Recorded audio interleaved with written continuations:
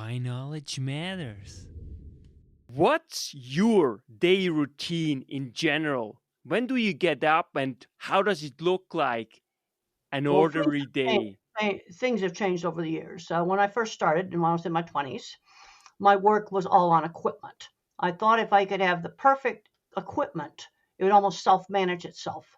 A lot of engineers make that mistake. I made that mistake. And then I realized that equipment's only half the equation. You have to operate the equipment right.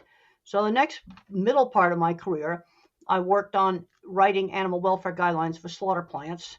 And then I worked on implementing them back in 1999. I had Burger King, Wendy's, and McDonald's. And McDonald's was a pioneer inspecting plants using a very simple scoring system I devised. Very, very simple. 5 of the most important things to measure.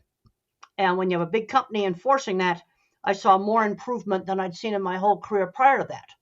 I had a lot of equipment out in the field that people tore up and wrecked, but now they were forced to manage it. I'm way past retirement age. So the main thing I'm doing right now is doing talks to students on autism and animal welfare, both. A lot of speaking engagements, lots of Zoom calls. I had to learn how to do that during COVID. So kind of my career went from equipment designer to animal welfare implementer out in the field. Now I want to help tomorrow's leaders to get started. And what's also very interesting, ultimately, and that's very usual in outstanding people, you also become ultimately a public intellectual, really, throughout the whole world. But now let's touch a little bit more on your biography. In hindsight, was your autism or neurodiversity a blessing considering your outstanding life? Well, I'm an extreme visual thinker. You see, I don't think verbally. I think in pictures. Everything I think about is a picture. Verbal thinkers are very top down. My thinking is bottom up. So let's take interventions that can help autistic students in schools. Well, there's some very, very simple things. After going to tons of meetings, talking to lots of people, it's very important for them, since there's working memory issues, and I have them.